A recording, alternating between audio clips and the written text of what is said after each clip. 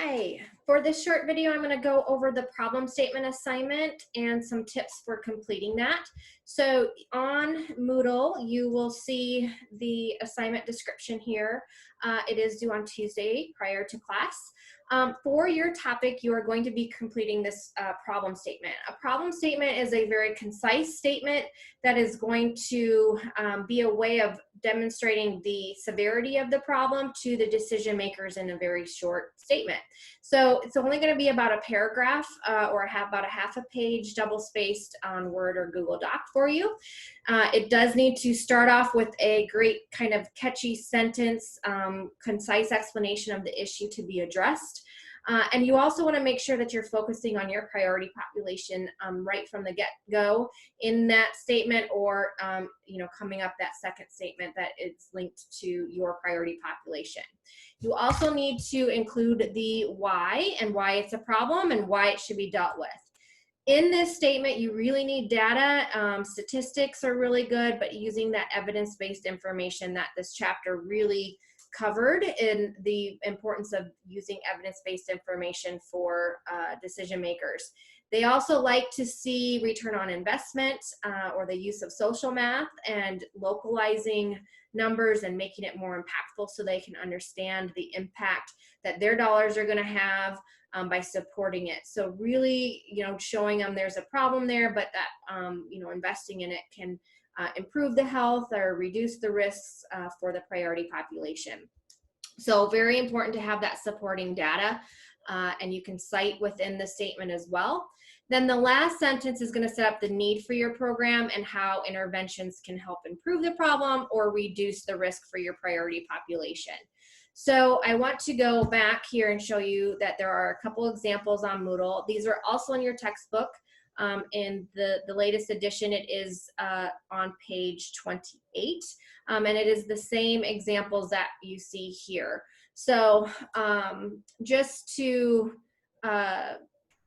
give an example, so you can see they're not very long again, but I'm going to walk through the second one here to start, and then I'll point out something at the top one.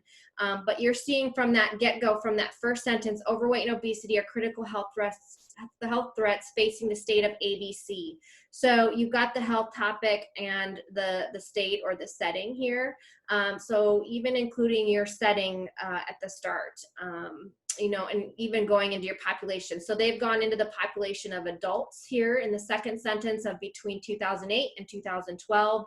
The percentage of overweight adults in ABC increased from 34 to 35%, while the percentage of obese adults increased from 30 to 32. So they're showing the increase, they're showing that it's increasing and there's a need. Next, they do define it.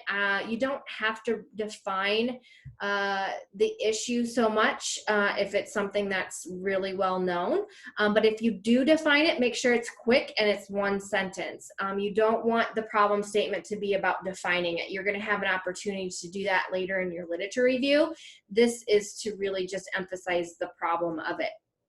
So then going on with the severity of it, both overweight and obesity increases the risk of heart disease, stroke, diabetes, and cancer.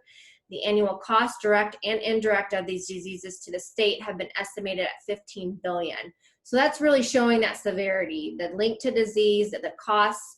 Again, decision makers do like numbers and costs, so use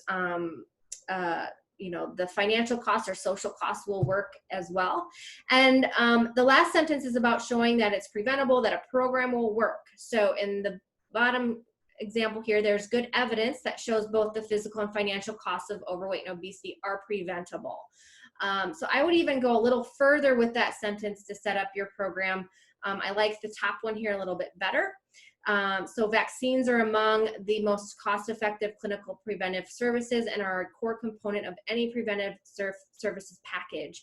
Childhood immunization programs provide a very high return on investment.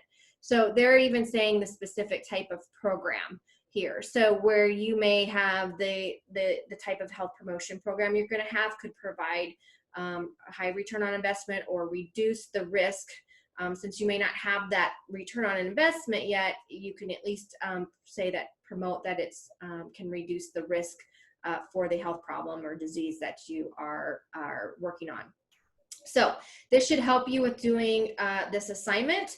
Again, refer to your book. There's some great resources for looking up different types of evidence, for using social math and localizing that information to make it really impactful.